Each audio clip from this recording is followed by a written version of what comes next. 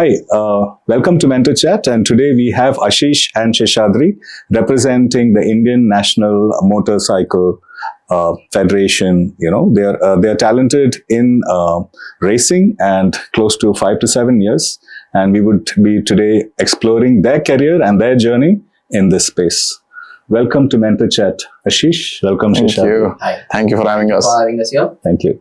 So let's start with your journey. Let's start with, right from how the passion was ignited and how you made a decision to follow this path. Because I believe this is a very, very unique path. Not many people know about it. Not many people, maybe they see all the glamour, but they don't understand the challenges and the journey, right? And the sweat, the blood and sweat that goes into this particular industry.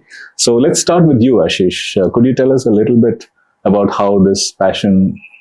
So this is a very nice thing. I was going to Mysore, I think in 4th standard. That is like a long time back. So there were these loud sound which was coming in. I don't know why I was just attracted to it. And we were just going in a car, and then suddenly just zoom passes through us on the highway. And then I asked my brother, because my brother knew about bikes that time because he was in college.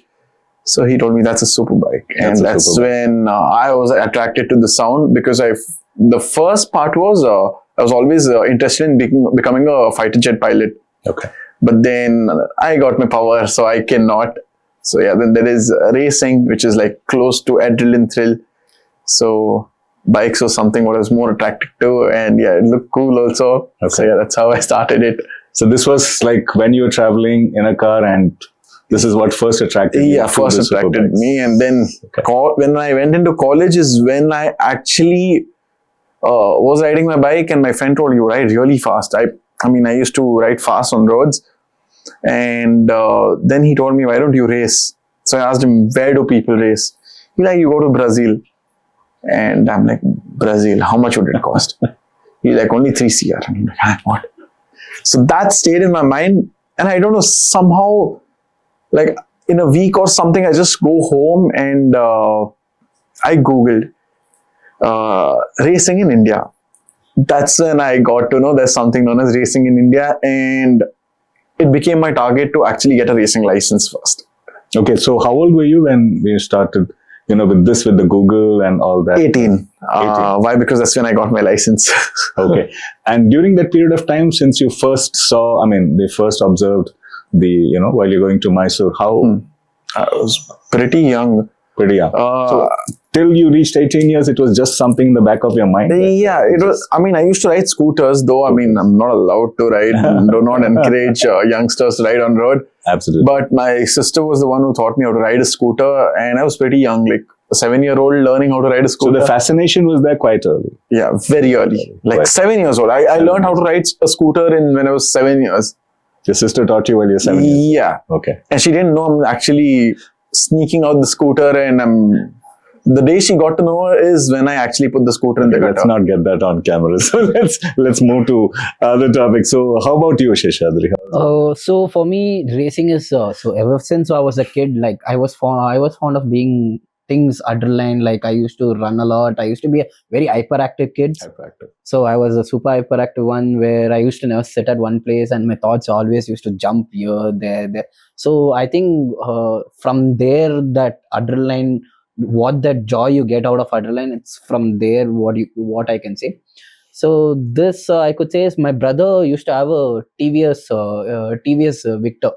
I think people who know Victor, they know Victor. Yes. So that used to be a very lightweight motorcycle where you could do some really good wheelies in them, because the power to weight ratio was RX100. RX100. So as soon as RX100, the next thing was Victor. People used to go for Victor. Yeah. So this I'm talking about when I was in school. So yeah, I don't advise anyone to do it nowadays. Absolutely. So it's very risky. We'll come to that. The challenges to that. It's very risky. Where you guys are from? Like, what are your native places? And So my native place is Rajasthan. okay. But yeah, I am born in Kolkata but brought up over here. Okay. So I would just say I'm just born and brought up from Bangalore. Multi-state. Yeah. Okay. All right. How about you? Me, I'm born, brought up, raised everywhere in Rajinagar. So people from Rajinagar all know me well. Very well. Okay. Right.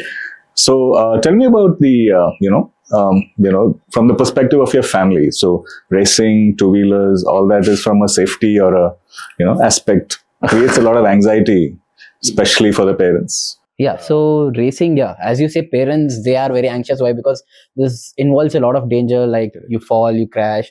But the thing is, in India, still people are not very aware of. There are a lot of safety gears which have been R&D tested and proven the safety of what the sport involves. So the thing is, people are not aware of the technology behind what is there, the gears you use. Like if you see, let me say, if you see in the cricket, you use a helmet. So now you see a lot of helmets are made in such a way that the 3D impacts, they apply 3D impact technologies where as soon as the ball hits the head, the impact is spreaded throughout so that it just doesn't impact. So like that, there are a lot of technologies implemented in the gears what we have. Like our gears itself have airbags in it. Right. So our suits, they are airbag compatible. So when we crash within milliseconds, it deploys. Okay. When I talk from a layman point of view, right? You have something called the NCAP crash rating for cars. Is there something similar for bikes? So yeah, not for bikes. So the suits and helmets. They go through a certain tests. So for India, it's ISI. Yeah. But for the global rating, it's called as ECE. ECE, SNEL approved. So there are different approved, certification, which is... There are different organizations which conducts these crash tests. So from what I understand, it is the suits and the helmets which provide the safety? Yes, suits, helmets, boots, extent. And internally also we do have something known as back protector and chest protector. So they protect... But all that is pretty much apparel, that's something you wear. Yes, right? Completely. Okay. How many of them know that when they take the two-wheeler license? Like you have people on the roads riding without helmets, riding with whatever, and then you have so many fatalities happening on the road. For whatever causes, either the conditions of the road, or they do not know how to ride properly, or it's not safe driving or defensive driving, right? Or it is overspeed, or they do not know the skill sets when you're overtaking, or whatever, right? What is your suggestion to improve safety in the local population? Because the two-wheeler is the first mode of transport to more families and more people. See, the first thing what I would suggest is everybody thinks like riding a bike is a little stylish without a helmet. That's completely wrong. You shouldn't be doing that because see, once you step out, you don't know what happens. True. So just wear a helmet. Yeah, you might get injured on your hand or your leg, but your head is safe. So start with a basic thing. Wear a helmet. You don't have to spend 50,000 or a lakh for a helmet or 10,000. Just spend 5,000, 4,000. You do get nice helmets. Good helmets for that. Not the ones which is like a cap. True. So just for the namesake of not getting a fine, people do wear that. But it's actually to protect yourself. You're wearing. I would put it as two ways how people think: negligence and arrogance. Yeah. So people don't put a helmet negligent thinking what's going to happen to me. Another thing is arrogance is like what will even happen to me. Yeah, because I'm the best rider. What's going to happen and what will happen. So it's because of that a lot of fatalities are happening. And also the rules, no one follow them. Everybody loves to ride fast. Yeah, definitely I understand you have to reach one place to another at a certain given time, but is it worth actually riding that fast and something happening to you? No. True. Just relax. You're going to be 5 minutes late. Okay, it's fine. But you're safe and sound there. So safety gears, that's it, I would say. And follow the rules. So one side is safety gear. Again, based on what you're saying, follow the rules, right? First of all, a lot of time we don't understand why the rules are there, right? Because we don't understand why we should do this, why we should do that. So before we go into the world of racing, which is a sport and which is just coming up, right? Let's talk about understanding how to drive properly. So how did you progress into racing? So obviously there is understanding how to ride a two-wheeler. Then you understand how to ride it fast. and safe, right? And then you progress into a competitive sport, Yes. right? So talking about that mid-level, after you got your license, after you know how to drive, how do you ensure that you're safe while you're going into a fast or a speed mode? So, coming into the part of racing, as everybody knows, we have to start as a normal person itself. Correct. We're not racers that time. True. So, we go through certain training levels. Like, there's a level 1 certification, what is happening, level 2, level 3, and level 4. So, I did my level 1. Still, I'm not going to know much about it until I experience it by myself. Just to get a racing license, I just did that. But the more I practice, the more I started feeling the bike, understanding. And unfortunately, I was not that supported from my family where I could go for more levels of training, where I could understand from a different person's point of view, what mistakes I'm doing. The way I learned was very different. Like looking at people, how they move on the bike. It's like basically self-teaching. More self-taught. Self-taught. It's like how people do play guitar, right? And they just learn from YouTube. I was just doing the same thing, but live. I mean, YouTube, yes, I did use here and there, but it's not still going to give me the knowledge of implementation. Correct. So that happened only when I saw people doing it, understood what is late braking. To be honest, I did learn apex, everything that is like hitting the midpoint of the turn. But I didn't understand what is known as body movement, what is trail braking. All I just used to do is nod my head. Why? Because I should understand all those words, right? Me being a racer, I don't understand. But then as I grew up, I realized I did something really stupid of not telling out to people that I don't know what does that mean. And it took me time, a year or two, to understand what is those terms. And when I did my racing, I thought I'm going to be one of the best racer. Yeah, one of the best racer ended up at the last part of the grid. And then I realized, okay, there are 40 more people who are faster than me. True. And that's where we started, like the novice category. And slow and steadily, I improved myself. So somehow when you start racing, right, you understand that there is a place to go fast. And once you start riding on road, you don't feel like going fast. You feel you're responsible for people. Why? Because even when racing, you're responsible for others. Absolutely. So you always see to it that you're much more calm. I mean, you're actually relaxed when you're riding on road. You're not trying to prove yourself to anyone else. Because I know I'm a national racer. I'm a national racer, so you don't have to prove it to anyone. Like certain issues happen on road. Like someone comes from the wrong way and they tell, you're trying to teach me. I'll be like, yes, sir, I am trying to teach you. And they'll be like, I have been riding for 20 years. And I'm like, okay, sir. Okay. I mean, I just don't have to tell it to you. But then, true. Yeah. True.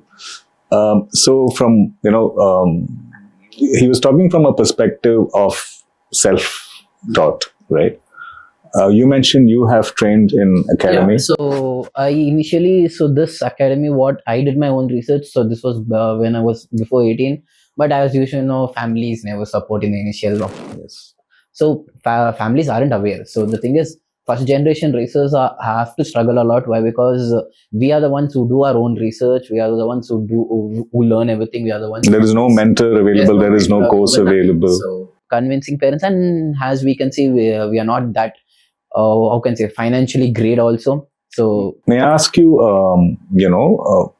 let's say because we are in Bangalore today, in India, or let's say even South India, or if across India, where are the cities where we could learn, proper racing? We have it. We have it over here itself in Bangalore. Don't you need a track? Why you want to? So certified international tracks are 2. One is in Chennai and one is in Coimbatore. That's in South. Yeah, that's in South only. Okay. So these are the ones which are economically friendly for two-wheelers. Okay. Yes. Okay, if you have a very financially wealthy background and you have a lot to give out to, then you can go to Delhi. That is BIC. That's the biggest track. F1 track. Biggest track. Over there also. We worship that track. So you can ride over there also. But if you have to learn, so grassroots level, there's one track in Bangalore also where you can learn grassroots level entry level trainings. Yeah, we train there. Which is in Arwani and Miko Katopia. So these are go-kart tracks basically. This is more of like for us to practice, get back to our basics. Why? Because no matter how professional you are, you have to get back to the basic. Absolutely. Like, So that requires practice on a frequent. so the smaller tracks are actually much more physical towards your body. Why? Because you're moving around a lot, understanding, and everything is close by, right? Got it. So you have to be very fast So with your your turns and everything, you get to practice that quite. turns and throttle. Throttle. Layman's term, I can say you like I'll bring in cricket is that's the most common thing Indians can refer to. Yes. So when you're batting in front of From Kerala football. Kerala football, yeah. So when you're batting in front of a bowling machine, so you'll not have any much time. Like you see, max you'll have a minute time between each ball. Yes. So when you're going into a match, by the time the next bowler can bowl you, you have at least 2 minutes to think what you have to do next. True. So that is the same thing while you're But practicing. in this, you don't have time to react with the bowling machine, right? Yeah. Okay. It just keeps coming and. Yeah. Okay. So You just keep practice So it also becomes something like subconscious, basically. that. Practicing on a go-kart track is also something like that. Corners, like the distance from one corner to another corner is short. The technicality, what is there, what you have to do over here is short when you compare to a longer track. So yeah, that's why practicing on a shorter track is beneficial. So sorry, please go ahead. Yeah, our mind is constantly thinking, Yes. and to cut that off, that's why we require a go-kart track, because there may be 100 things running around, but when you're on the racetrack, To you be have to hyper focused on what. Oh, you're doing. I doubt hyper-focus would be the word. Is something more Something than that. more than that. Okay. We are at that level of focus that we really wouldn't care if anything even comes our way. We can immediately react to it. Okay. In the world today, we are progressing towards, we already progressed a lot towards augmented reality or virtual reality. Do you think simulation can give you a certain part of the skill set, or it has to be on a track? No, simulation is giving you a certain part of skill set, which is happening a lot, but still they're not come to India. It's not there in India. I think it's for cars. I think it will not help for bikes. For bikes, yeah. I was also, okay. Because I think a lot of Formula One racers also, they practice a lot On the simulation. on the simulations, but the difference On the bike, you need the physical sort of interaction. See, because in the car you're just like sitting in one seat and you're just moving around your head. Yes. And yeah, definitely you're going through the G-force and everything. But when it comes to bike, the pressure is the whole body is actually working. like you're always on your toes and you're moving your butt from one side to another. Yes, true. And because it's more of our lower body which runs, and you have to keep your upper body much more relaxed. Got it. And we hardly we take some time to breathe. Like we don't continuously breathe like how we. That also is conscious. Subconsciously it happens. We don't But you have do to it. train it. Yeah, to it become happens subconscious. because imagine you're riding at 200 kmph entering on turn, and there are it's just not one or two bikes, like 4-5 bikes or 6-7 bikes in one corner. A little bit you lose track and you hit Yeah. the person.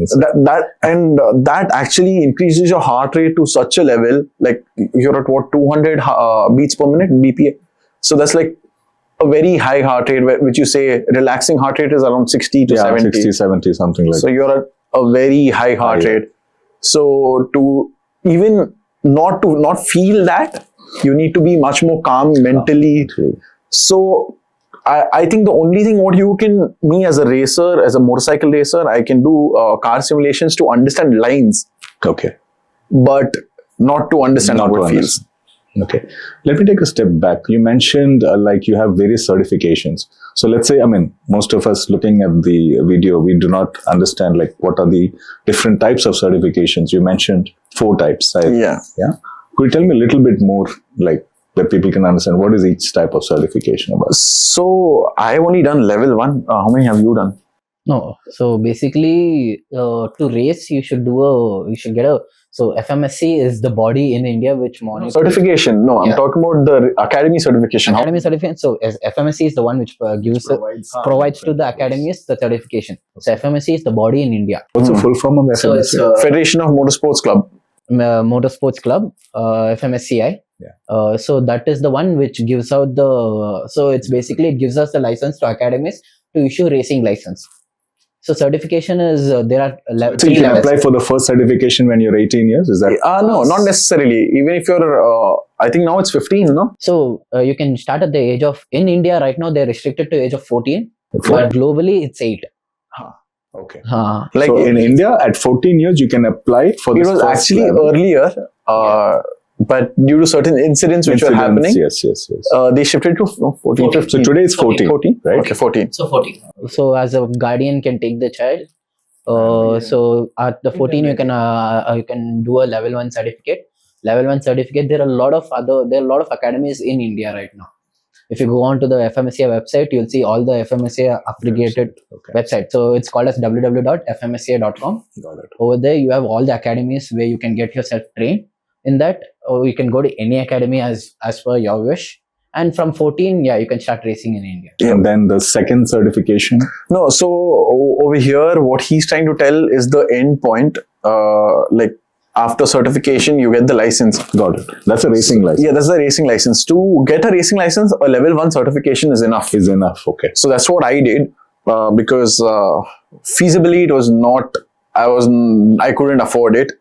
So I did just level 1, and then I got my racing license. It's not a full, it's a restricted. Basically, there are 2 types of license. So a full license is only given to a person who's actually done 1 full season of racing. What's a full season? 1 full season means so there are 5 rounds in a year. Okay. So he has to be racing in all the 5 rounds. All the 5 rounds in that 1 year. In that 1 year. Okay. In the nationals. So nationals consist of 5 rounds. In that there are 10 races. So 2 per round. So I have to go through the entire season to get that full license the next year. Wow. So because that's when you get that experience, right? To even head to even a different level. So like after riding for a year, if I was if I'm good enough, I can go to a professional category, a much more expert category. The next. So I could do that. But with a restricted, I can only go to a novice category. And now the rules for what was before is below 23 and above 23. Now, if you're above 23, there is a category for them where they can race, but they have to do 4 levels of training to get the full license. Got it. Only if they do level 1, level 2, level 3 and level 4 is when they get a full racing license. Yes. Okay. From a cost perspective, let's say you're talking 1 level of certification where you can, by being self-taught or whatever, you are still able to reach a level of racing, right? How much does that cost? Cost perspective, I could say, so if you're entering level 1 and 2 without anything, so I'm just going to walk into my pants and shoes, I have nothing with me means, so altogether, what comes into place, one is your level, that is your academy fees, which is level 1 and 2 for training. Yes. The next would be bike. So obviously, the bike, the academic training, and the bike and the equipment, whatever, apparel and whatever. Then comes the gears. Okay. To wear them and get inside. So altogether, I think a level 1 and 2 would cost you somewhere close to 60K. To 60K. 60K. No, again, that's changing now. No, this is ballpark. This is ballpark. Yeah, it is for some. 60K ballpark. Why? Because you are renting out everything. So once you start purchasing, then all these are rented. Rented. What I'm talking about is all rented. Once you start purchasing, that's another complete different type of figure. As again, that is a very different thing. Why? Because what you just told was academies. Now there are academies which are giving you bikes also. So it's going to cost you only 10,000 rupees, 10 to max 25,000. Not with the gears. With the gears. With rental, are we talking rental? So there are manufacturers itself which is going ahead with providing you trainings. Now there is Royal Enfield, I would say. So they give out their own bikes. It's not going to cost you much. So the guys who cannot afford, if they think that, yeah, definitely there are multiple racing academies. Some go to 60, some are like 30, some are 50, some are 20. So you can just choose what fits your requirement. Okay. So take it as 25,000, a complete package of your travel, your training, your food, your stay, everything. Okay. So let's we are progressing from people who like riding a bike. From that, it will maybe a part of that population will advance towards maybe choosing racing as a hobby or a career path. Okay. Correct. So first question is when we sort of spoke about safety, right? I want to, let's say we are looking at introducing safety in riding the two-wheelers as maybe one sort of a certificate program, which we could recommend to those who are about to take the license or those who are taking the license, whatever, right? So that they would be more responsible while they're driving on the roads, because it's a very dangerous machine, right? Both for you as well as for people around you. So it makes a lot of sense to have a safety aspect. Yes. Right. Now, so that would require certain practice on certain types of terrain, which can be simulated like the tracks that you drive, so that you know how to take the turn, how to overtake, blah, blah. Right. So, how many hours, how long would it take for a novice? Let's say he's just learning to ride a bike, right? A person is wanting to drive a bike. They don't have any clue at all. Maybe they will be applying for a license at 18 years. So you said at 14 you can apply for this, even though they may not be using it for racing. They just want to use it as a way to learn, right? And be safe on the roads. Do you think is that suggested? Yeah, you can, definitely. It is. Let's say you have certifications like defensive driving abroad. Nothing like that. No. I'm saying that is a certification where you learn to be safe for yourself as well as for others on the road. Okay.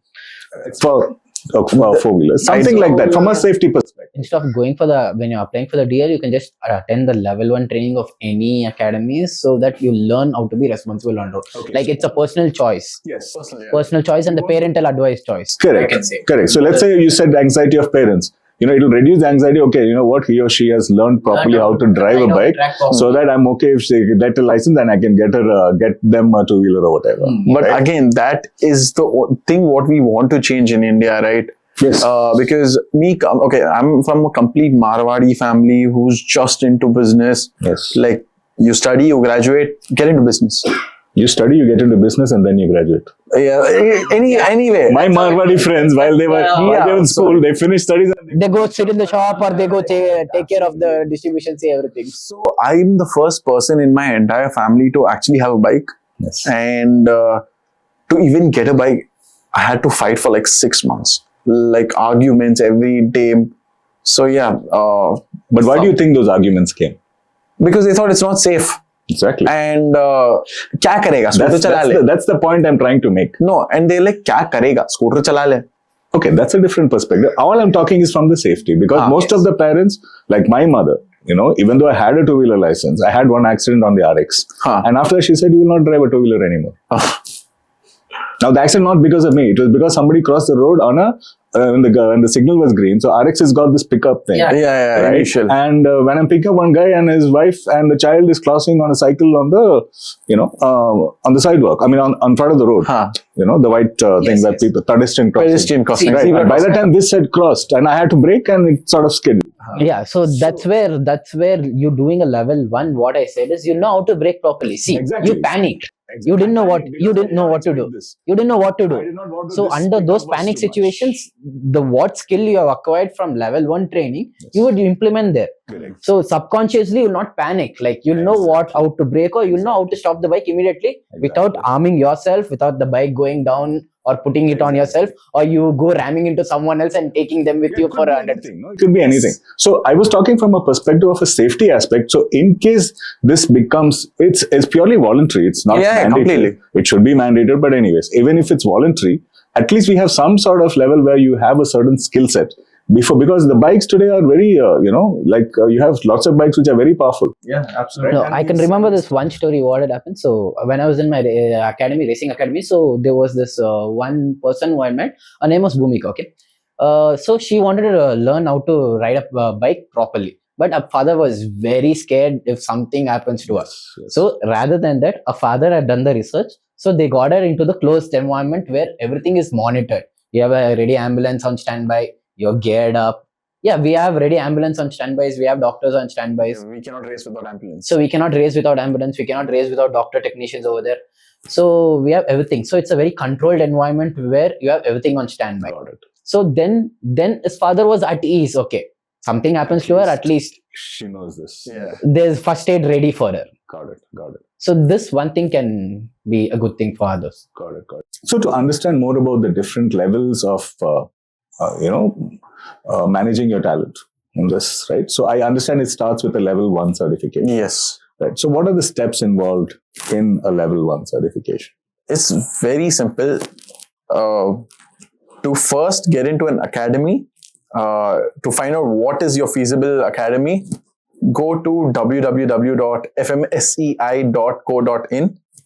You'll have the list of academies there.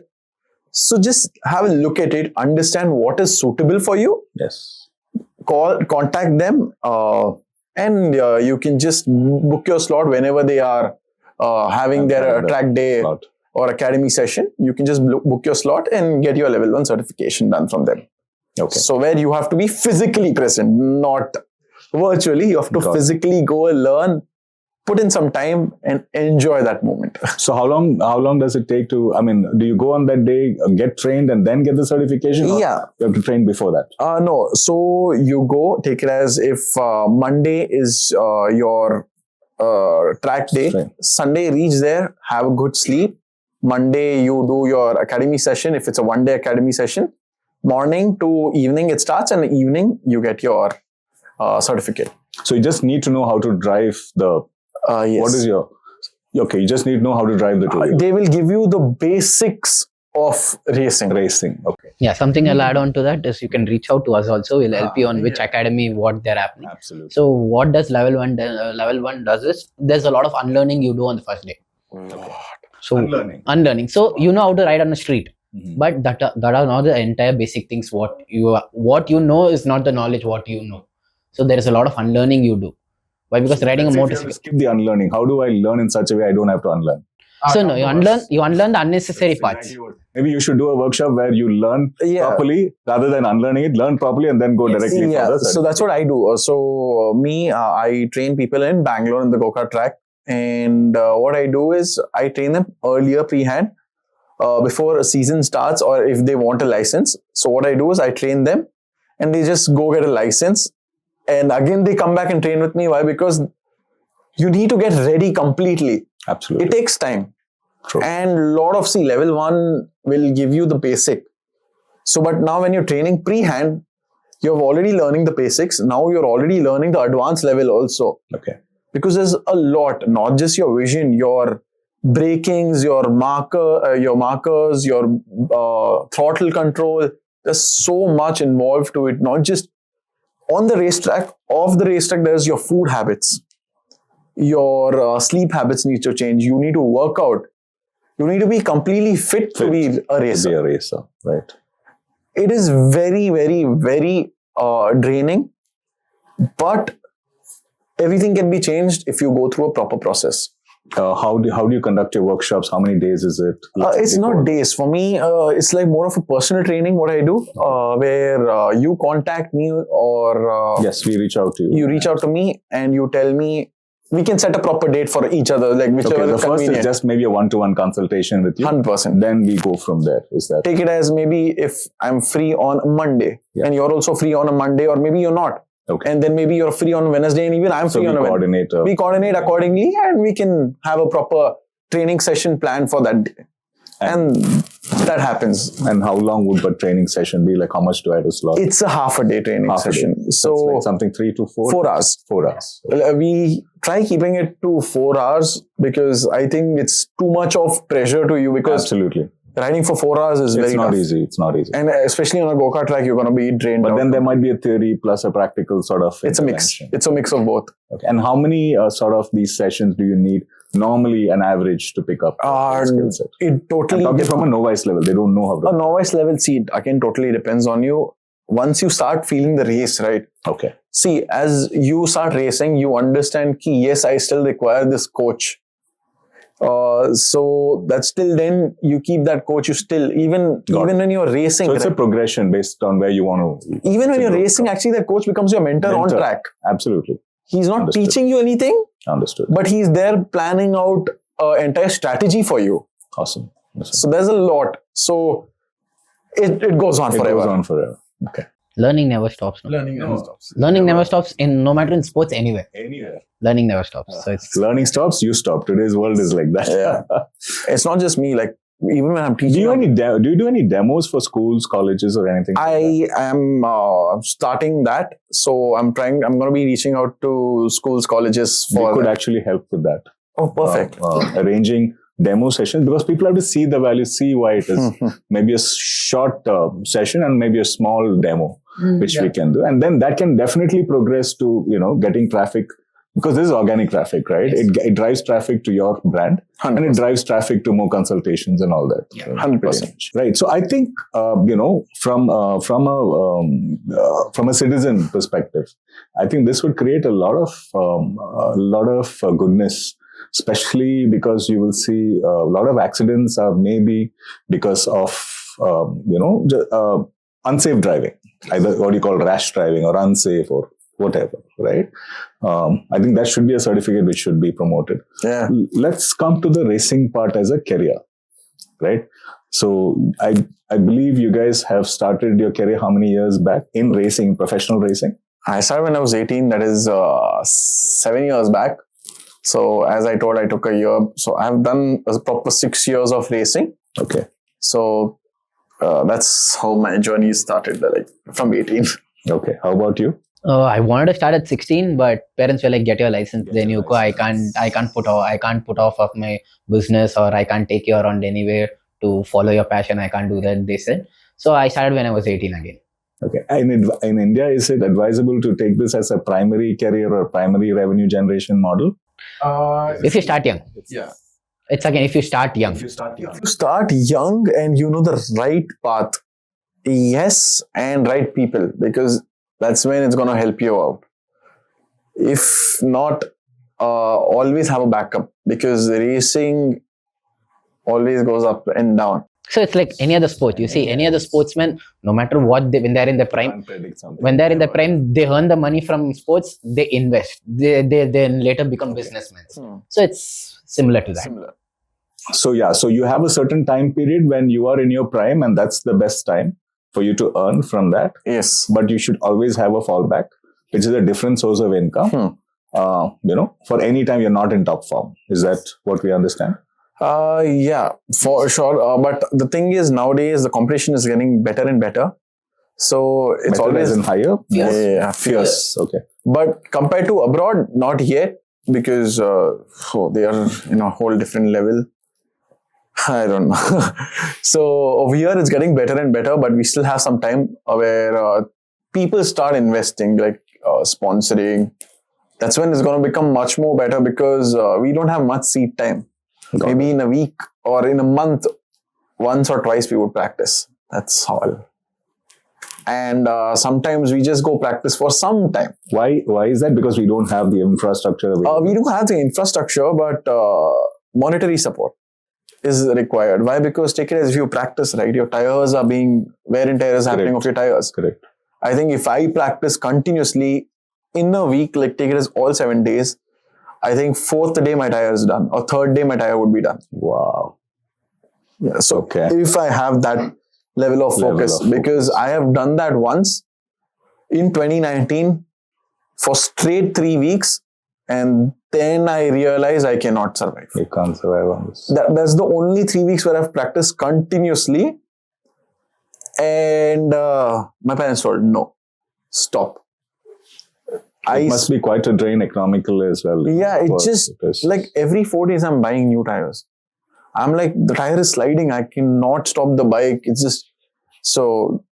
So that is just the tire, then the bike. No, I could say any motorsports or any underline sports, it's not just a drain on economically, it's a drain on yourself also. Yourself as well. So just that if you're passionate towards it, it's not precisely you can be at the top. You have to work for it. Or if you have the money for it, it's not like you'll be at the top. Again, you have to work for it. So, normal advice would be, keep, look at it like a hobby, which can or cannot become a career, but always keep another career ready. Currently, yeah. I would say currently, yeah. But as you can see, there are... sponsored or something. Yeah, when you're sponsored, then it becomes easy. I mean, it's another game. It's another game over there. Everything, they take care It of. starts becoming easier. Like the pressure, the load comes out of you. Because take it as if you're economically draining, right? It drains Correct. you mentally too. Correct. The other one, you just focus on your talent and getting into the best form. In this, you have to Absolutely. take care of your gear and everything. It becomes a little bit. Oh yeah, completely. Because Not just talent, I could say. I could say even you have to be physically fit. physically If you fit. think you're fast always, you'll never be fast. Why? Because again, it depends on how much you work on yourself also. So it comes more of an emotional mindset as well as the physical part of it. Totally, Because you have to both. control your mind. Even Yeah. In all So I would say 60% physical, 40% emotional 40% when you're on the bike. I would say 50-50 for both. You require both. both. Okay. Because if you're just physically fit and not mentally, no. Okay. Because that's what happened to me in 2021. Physically, I was ready. But mentally, I was draining out. Why? Because I know financially I'm struggling right now. So that's in the back of your mind. Yeah. So it doesn't allow you to race properly. You want to make those moves, but it just doesn't, The because you're practice is thinking, not- what if something happens? Understood. You're going to pay something out there. Understood. It's better to Understood. enjoy that moment, but that's all. So, what is the future? So, you guys are racers. I'm sure you'll have other career paths or models in place. So, what do you do? How do you, if you look at a sort of a career standpoint or revenue standpoint, how much percentage comes from racing and how much from your normal business? I would say zero. I would say my It's just a revenue hobby then. revenue point of, if you say revenue is going into racing now sometimes. Currently. It's a hobby. It's a hobby. So, Yeah. so we take money and we put it into the hobby. So that we Completely. can. Okay. Do you think there is a potential? Because again, as I always come back to what is the value that we provide, Yes. right? So being a racer, consider this maybe something which it is more of a hobby at this point of time until it evolves into a sponsored program, on a circuit, which is a full-time career. But if you look from, you guys have learned a lot in safety aspect. You guys have learned a lot where you can teach others. Maybe you can create workshops where, so many people can learn how to be more safe on the roads. Maybe that is a certificate workshop which can drive a revenue model. What do you think? I do that. You do that. Yeah. So I am an instructor also. So I do talk to certain groups of biking groups where I just ask them, come down, have a look at the world of racing. Why? Because once they have a look at the world of racing, they realize what they're doing on road is completely wrong. Yes, true. So they understand key. You don't use the roads for your racing. You come to this way, we can give you other avenues to take care of your adrenaline And rush. also, as you said, I observed it very keenly that you told that you had an accident Yes. because you panicked. Yes. But imagine if you had seen them way before, it would have never happened. You don't have even panicked. Yeah, Your as I vision- mentioned, even let's say you're driving. Okay. Yeah. So, I mean, actually, not one. Actually, I had 2 accidents. So, the second one was we had, so I was studying in Chennai. Okay. I was studying in New College. So, you have this road called Mount Road, which is one of the main roads, right? Yes. And it was something like 12 o'clock. So, I was in a hostel and I had a friend behind me. And we were clipping. We were clipping at around 90, 100 because the road was empty. Yeah, the Mount Road is one vast It road. was empty and it was It goes to Pondi. So coming from a carnival, like a fest, right? And I was supposed to drop him. And so there was this auto rickshaw coming on the other side. And I'm clipping, and suddenly I see this auto rickshaw has come. This side is blocked, and he stopped the auto rickshaw in the middle of the road. Yeah. Oh, I couldn't do anything. Straight went and bang. oh. And I flew. That time I had the studs, helmet, and all that. I escaped because I went over the auto rickshaw and fell down. This guy got pushed back because of the impact. Luckily, we did not have a problem because both of us had helmets. Oh, that's good. The auto rickshaw got dented. Oh.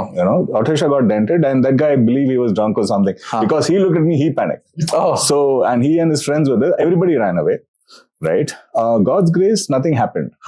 Right? That's right. So, So, I'm saying because, so what I was telling is that from this perspective, you can't focus. It changes. This family, you have a small kid on the bar of the cycle. Okay, you have the lady sitting on the bar with the kid. I mean, the lady sitting in the back. This guy driving the cycle. When the thing is green, and they were supposed to be on the side, they started crossing. Yes. And my problem was I clipped because this has got a high acceleration, so I can leave the traffic behind. Yeah. This was my thinking, but by that time these guys had already come. So So I'm saying that reaction time, maybe you should not start, even though, it is free. You should maybe the vision also. the vision. I mean, so much of stuff which I think if simulated well, maybe I could have forecasted this better if I'd undergone a course, which you guys have done. Completely. To be honest, why I actually call these riders to the track is because I remember my coach when I had gone for level 1 training. I remember just looking down. That's what all Indians do, is look down while starting. True. Not as far as possible. So the thing is, when our vision just changed like completely towards the straight rather than down, that's when it became broader. True. So that's when you know what is coming. What is happening, yes. And you're using your entire eye actually. You're using your peripheral view. Correct. You're using your understanding of the track, what you have learned, like you can picturize yourself there. Yes. So you understand how to brake, what to do when this happens, not to jam your... Yes. And one more thing is, I see a lot of people using 4 fingers to brake for the front brake. Correct. We have always been told, never use your 4th finger. The 4th finger. If you use your 4th finger, remember, you're going to crash. Wow. I don't think many people know that. One more thing which I want to make thing is the RX, it's got a very sensitive pickup. Yeah. Right? And a lot of clutch. Yeah. So it used to jump. Right? Yeah. Maybe that is one of the big areas where there can be an accident because you don't know how to release the clutch or whatever. Exactly. So that, if you don't time it properly, it'll jump. It pops, yeah. It pops. So you see a lot of new manufacturers, they also bring this programs like there's a lot going on right now. Everyone does it. Abhishek does it. Then a lot of people who we know, they do it. So why? Because a lot of powerful bikes, right? They're capable of so many other things. Correct. But the people who buy it, they buy it on Just the brand. or they can afford it or their thing. So they're not using the entire potential of it. So there are now people are bringing us into play, like we teach them how to completely use the potential of the bikes. Exactly what I was speaking about. So this is coming in, but it's not at that fast of a rate where everyone is doing it. It's just people who know are doing it. That's it. I mean, that's the object of today's podcast is we want more people to become aware. Yeah. Right. So that this is something which is good for them. Before maybe you can say that I didn't know about it. Right. But today we are trying to increase the awareness. Yes. 100%. Yeah. So may I know your social media handles? You have your social media handles. What's yours? It's Ashish _Rungta _64.